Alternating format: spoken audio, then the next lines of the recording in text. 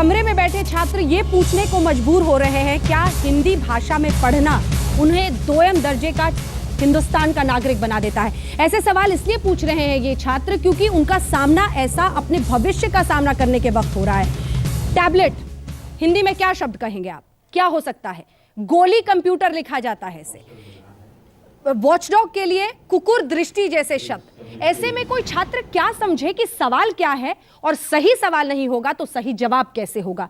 यह है इनका प्रश्न, और यह प्रश्न इनके भविष्य से जुड़ा हुआ है। 3 तस्वीरें हम आपको दिखा रहे हैं। दरअसल जब लाठी भांजी गई इन पर, क्योंकि ये अपना हक मांगने के लिए हिंदी में जिस तरह से क्लिष्ट हिंदी का इस्तेमाल हो रहा है, परीक्षा देने में दिक्कत हो रही है, उसके खिलाफ ये आवाज उठाने के लिए सड़कों पर उतरे थे। ये 3 तस्वीरें हैं। हिंदी में बातचीत करने की बात करते हैं। नरेंद्र मोदी कहते हैं कि हिंदुस्तान का प्रधानमंत्री अन्य देशों के जो भी शीर्षस्थ नेता हैं उनसे हिंदी में बात करेंगे, हिंदी में काम होगा मंत्रालयों में।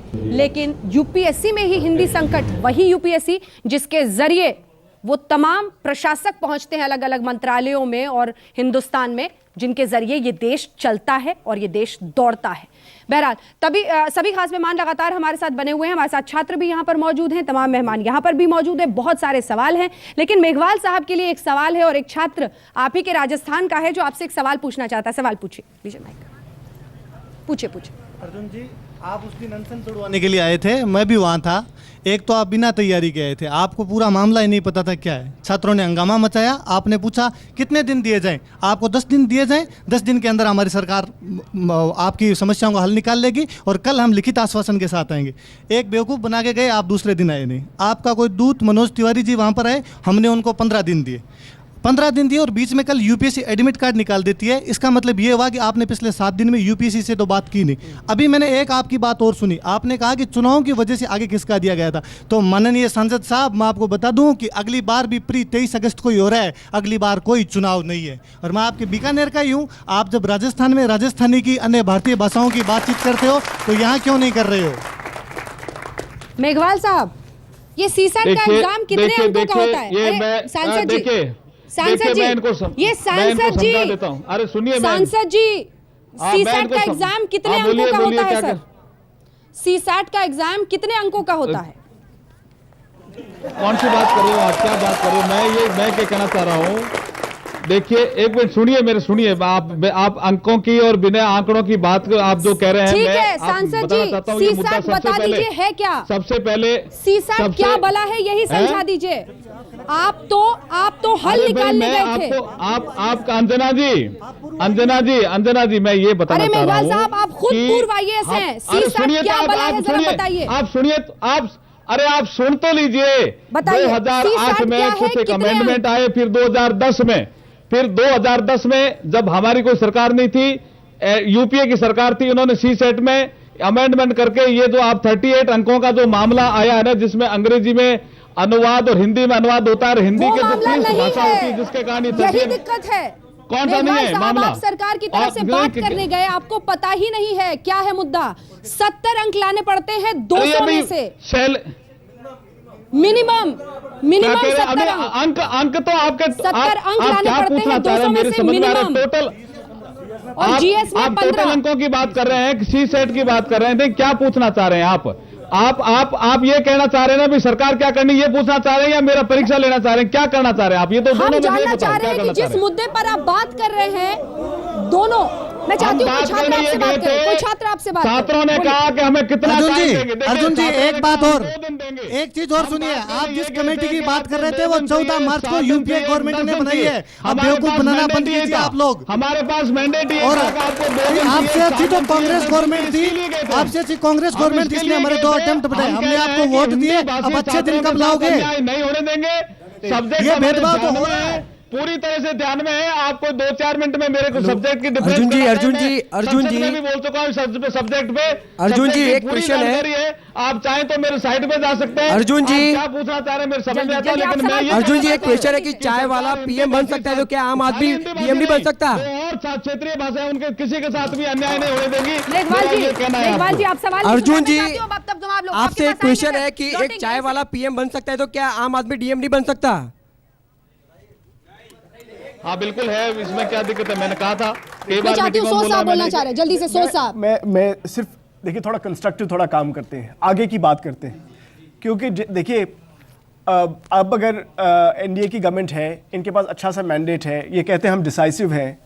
मेरे ख्याल में 2 महीने इन्होंने इसी में निकाल दिया कि भाई सारी खराबी यूपी ने कर दी। चलिए मान लिया यूपी ने खराबी कर दी, उसकी हमें सजा मिल गई, ठीक, आप लोगों ने सजा दी हमको। अब कम से कम जब अब यूपीएससी ने नोटिफिकेशन भी निकाला है, कम से कम गवर्नमेंट को इमीडिएटली उनके साथ बैठना चाहिए, इस नोटिफिकेशन को वापस लेना चाहिए। जब और तब तक एग्जाम नहीं होना चाहिए जब तक इसका रेजोल्यूशन इस इशू का ना हो, वन वे और दी अदर। ये जो सारे कैंडिडेट्स को है इमीडिएटली बता दी। कौन सी मुश्किल बात है? कल तक आप यूपीएससी से मिल सकते हैं, यूपीएससी के ऑफिसर से मिल सकते हैं और कहिए कि भाई नोटिफिकेशन वापस, और इसका हम पहले फैसला करेंगे, कमेटी की रिपोर्ट आएगी, उसके बाद एग्जाम होगा।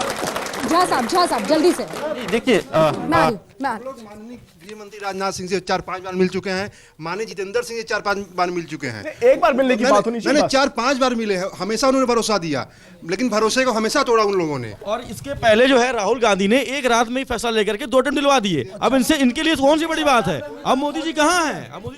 चलिए जल्दी से झा साहब। जी, मेरा ये कहना है, जैसा बता रहे थे छात्र बता रहे हैं, जब ये जितेंद्र जी और मेघवाल साहब गए थे, उन्होंने आश्वासन दिया था कि हम आपको सुनेंगे और उचित कार्रवाई हम करेंगे, उचित काम करेंगे। मेरा ये कहना है कि आज जब ये फिर से कह रहे हैं कि 1 सप्ताह का समय और दिया जाए, मेरा ये कहना है जब वो गए थे क्या उसमें वो गंभीर नहीं थे वो, और आज फिर कैसे कह रहे हैं कि 1 सप्ताह का समय लेंगे? तो मेरा आर कुमार साहब जल्दी से, और कोई सवाल आपका सीधा हो, अगर पुष्पेश पंत जी भी हैं और मेघवाल साहब भी हैं, जल्दी से। मैं 1 सेकंड प्लीज, मैं आ रही हूँ। मैं अपनी तरफ से ये बोलना चाहता हूं कि यूपीएससी एक संवैधानिक संस्था है, उसके पास संसाधन है, उसके पास लोग हैं, वो जो चाहे सो हायर कर सकते हैं। मेरे पास एक पेपर है इस बार का जीएस मेंस का पेपर 3, इसमें ये यूपीएससी के द्वारा 2 लाइन के इंग्लिश के क्वेश्चन का हिंदी में सही ट्रांसलेशन नहीं हो सकता, तो ये कैसे पूरे यूपीएससी 1 पेज के पैसेज का सही ढंग से हिंदी में ट्रांसलेट करेंगे? ये पॉइंट नंबर 1 है। इसका एक छोटा सा एग्जांपल मैं ये देना चाहता हूं कि सीएसआर कंपनी एक्ट 2013 है, उसमें सीएसआर कॉर्पोरेट सोशल रिस्पॉन्सिबिलिटी, इसका इन्होंने हिंदी में ट्रांसलेट किया हुआ है सामूहिक सामाजिक उत्तरदायित्व, जबकि यहाँ पे सही होना चाहिए निगमित क्षेत्र का सामूहिक उत्तरदायित्व। अब सामाजिक क्षेत्र का ये सामूहिक उत्तरदायित्व, ये जो इन्होंने किया है सामूहिक सामाजिक उत्तरदायित्व, कितना बड़ा ब्लंडर है ये, कितनी बड़ी गलती है ये। दूसरा, मैं इकोनॉमिक्स का टीचर हूं, तो उस नाते मैं एक और चीज बोलना चाहूंगा। इन्होंने इसी पेपर में 1 पेज के अंदर में दूसरा क्वेश्चन इन्होंने लिया हुआ है, इसमें है कि लैंड रिफॉर्म का एक इशू है, इसमें लैंड रिफॉर्म बेस्ड क्वेश्चन था, तो लैंड रिफॉर्म को इन्होंने आर्थिक सुधार में ट्रांसलेट किया हुआ है। क्वेश्चन था कि establish relation between land reform, agriculture productivity and elimination of poverty, इन्होंने हिंदी में ट्रांसलेट किया इसका भारतीय अर्थव्यवस्था में सुधार। मेघवाल साहब एक ब्रेक के लिए मुझे जाना पड़ रहा है, लेकिन एक छात्र यहाँ पर हैं उनके सवाल के साथ मैं 1 सेकंड जल्दी से। इस तरह की दिन से ये सब कर रही है। माननीय जितेंद्र सिंह जी ने राज्यसभा में कहा कि हम अनशन में 3 दिन लगातार अनशन किए। सरकार इतना झूठ क्यों बोल रही है? आखिर क्या करना चाहती है हिंदी भाषी क्षेत्रों के साथ, लड़कों के साथ? और आपका जो सवाल था? मैम, मेरा ये सवाल था कि जिस मुद्दे पे इलेक्शन लड़ा गया कि स्वदेशी लाएंगे, हिंदी को लाएंगे, ये कहेंगे, लेकिन अब ये देखा जा रहा है कि जी माननीय नरेंद्र मोदी जी ने जो वादे किए थे बिल्कुल उल्टा हो रहा है और हिंदी भाषी लोगों को 2म दर्जे का नागरिक बना दिया गया। मेघवाल जी जवाब दीजिए। देखिए, मैं कहना चाहता हूं कि हिंदी भाषी हो चाहे क्षेत्रीय भाषी, उनको हम किसी तरह का 2म दर्जे का नागरिक नहीं बनाएंगे। हमारी पहली प्राथमिकता रहेगी कि हम हिंदी को बढ़ावा देंगे। और क्या बंद हो गया क्या? नहीं बंद नहीं हुआ, चल रहा है। हमारी पहली प्राथमिकता होगी कि हम हिंदी को बढ़ावा देंगे। जो आप कहना चाह रहे हैं कि देखिए, हम भी बहुत चिंतित है। आज भी हमारी एक मीटिंग हुई थी, कोई भी हिंदी भाषी आदमी अभी तक उसने यूपीएससी को टॉप नहीं किया। आप देखिए, जब जनता पार्टी की सरकार आई थी 77 में, तो पहली बार हिंदी का उपयोग मीडियम हिंदी हो, ये पहली बार भी हमने जनता पार्टी की सरकार में शुरू किया, तो उसमें भी वाजपेयी जी और अडवाणी जी मंत्री थे। इसलिए भारतीय जनता पार्टी का पूरा एक मुद्दा है कि हम हिंदी को बढ़ावा देंगे। हो सकता है कि अभी जो असंतोष फैल रहा है, ये भी हम 7 या 10 दिनों में, जितना भी हमारा टाइम लगेगा, क्योंकि UPSC is a constitutional body, इसको हम इस तरह से डायरेक्शन नहीं दे सकते। एक बार कमेटी तय करेगी, कमेटी में चीजें आ रही है और मुझे पूरा विश्वास है कि सरकार हिंदी भाषी और क्षेत्रीय भाषाओं के साथ अन्याय नहीं हो रही। 1 सेकंड, मेघवाल साहब, इतिहास के पन्ने आप लोग बहुत जल्दबाजी में पलटते हैं, लेकिन जो बच्चे यहाँ पर बैठे हैं उनका भविष्य आगे वाले पन्नों में है, और उन पन्नों के साथ अगर ज्यादती हो रही है तो कम से कम अगर आप सांसद के रूप में जा रहे हैं सीसैट क्या है, क्या दिक्कत है, क्या तकलीफ है, कम से कम 5 मिनट बैठ ही गए होते समझने के लिए। सवाल सिर्फ इतना है कि अपनी ही भाषा के लिए सड़कों पर उतरकर जब बच्चे मजबूर होते हैं हंगामा करने के लिए, तब क्या उनकी बात समझी जाएगी और उस पर फिर अमल होगा? ये सवाल ये लोग पूछ रहे हैं। लेकिन कुछ ऐसा मैं आप लोग सबसे पूछना चाहती हूँ, आप में से कितने इतने अंग्रेजी वाले हैं जो सपोर्ट कर रहे हैं हिंदी के इस कॉज को? ये जितने लोगों के हाथ खड़े हैं, ये जितने हाथ खड़े वाले लोग हैं सीसैट के विरोध में हैं। इस बीच हम आपको ये भी दिखा रहे हैं कि यूपीएससी में क्या हिंदी के परीक्षार्थियों के साथ भेदभाव होता है। 89% वो लोग जो हल्ला बोल देख रहे थे ये मानते हैं कि हाँ, हिंदी वाले छात्रों के साथ भेदभाव होता है। तो अब समस्या है तो हल भी निकलना चाहिए।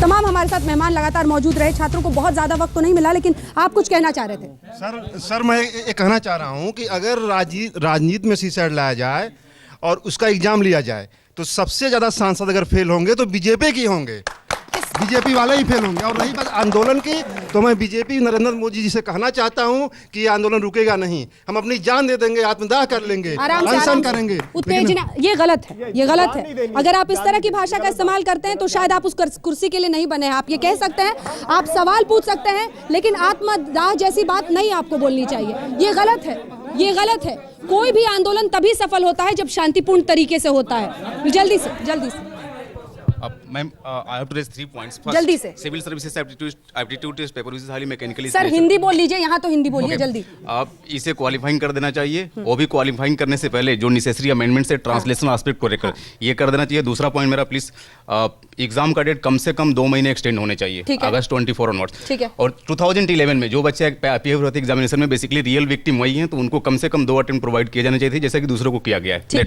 नहीं, आप में से कितने लोग कह रहे हैं कि इंटरव्यू में भी ऐसा भेदभाव और मेंस में भी होता है? इंटरव्यू में क्या कहा जाता है, इंटरव्यू में क्या बोला जाता है? मैं यूपीएससी का 2 बार इंटरव्यू दिया है। हाँ। और इंटरव्यू में जब मैं हिंदी मीडियम से फॉर्म में मेंशन करेगा कि हम हिंदी मीडियम से हैं, हमें ये बोला जाता है कि आप अपने इंग्लिश में अपना इंट्रोड्यूस करवाइए अपने आप को।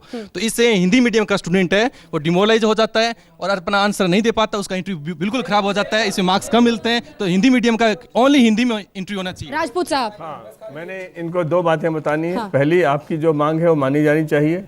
नंबर 2, सवाल केवल हिंदी का नहीं है, सब भारतीय भाषाओं का है। नंबर 3, हर विद्यार्थी को, देखिए इसको ध्यान से सुनिए, हल भी निकलना चाहिए। हर विद्यार्थी को अपनी मातृभाषा में परीक्षा और इंटरव्यू देने का अधिकार होना चाहिए। चौथी बात, यूपीएससी का पुनर्गठन होना चाहिए, जिसमें विद्वानों को लाया जाना चाहिए, भाषाविदों को लाया जाना चाहिए, और जो समाज को और मानविकों को समझते हैं उन्हें होना चाहिए। हर इंटरव्यू में जो बच्चे की मातृभाषा है उसका एक विशेषज्ञ अवश्य बैठा होना चाहिए। जल्दी से, आप कुछ बोलना चाह रहे हैं? हमको अपने ही देश में अपने ही अधिकार के लिए इतना मार खानी पड़े, इतना लड़ना पड़ रहा है। क्यों लड़ना पड़ रहा है? कितनी शर्म की बात है कि क्या अभी भी हम गुलाम हैं? क्या अभी भी हमको सड़कों पर पीटा जाता है? क्यों पीटा जाता है? हम अपना अधिकार मांग रहे हैं, भेदभाव के खिलाफ लड़ाई लड़ रहे हैं, फिर हमारे साथ क्यों दुर्व्यवहार किया जाता है? कल पुलिस ने खुद हिंसा फैलाई, खुद जिप्सी में आग लगाई, फिर लाठी हम लोगों पर चार्ज कर दिया और आरोप लगाया कि हमने लगाया है। पूरा छावनी बना दिया है, कोई निकल नहीं पा रहा है, माँ और बहनों के साथ बदतमीजी की जा रही, घर में उसका न्याय किया जा रहा है। ये कहाँ का आंदोलन है? इसी से हम लोग आगे बढ़ेंगे, गलत रास्ता अख्तियार करेंगे, जिसकी जिम्मेदारी सरकार की होगी। ऐसी भड़काऊ भाषा ना हो। जल्दी से। मैं पहले सरकार से आग्रह करना चाहता हूं कि जो यूपीएससी का एडमिट कार्ड डाउनलोड किए एग्जाम पोस्टपोन करे और उसके बाद कमेटी बना के अपनी रिपोर्ट भेजे। ठीक है, जल्दी से आखिरी। जिस हिसाब से यूपीएससी के जो अध्यक्ष हैं डीपी अग्रवाल जी, वो साउथ में जाके एक सेंटेंस बोले थे कि हिंदी भाषा के स्टूडेंट ना 10 लाइन बोल सकते हैं, ना 10 लाइन सही से लिख सकते हैं। तो क्या ये हिंदी माध्यम वालों का अपमान नहीं है? क्या अदर लैंग्वेज वालों का अपमान नहीं है? आप क्या कहें? भेदभाव नहीं होना चाहिए, भेदभाव का अंत होना चाहिए। एग्जाम फिलहाल पोस्टपोन करे सरकार, रास्ता निकाले, 7 दिन का वक्त दिया है। लेकिन हाँ, विरोध प्रदर्शन सिर्फ वही सफल होता है जो शांतिपूर्ण तरीके से होता है। कम से कम इतना वादा करते जाइए इस कार्यक्रम में। इसी के साथ हमारी इस विशेष पेशकश में इतना है, लेकिन देश दुनिया की बाकी खबरों के लिए आप देखते रहिए आज तक।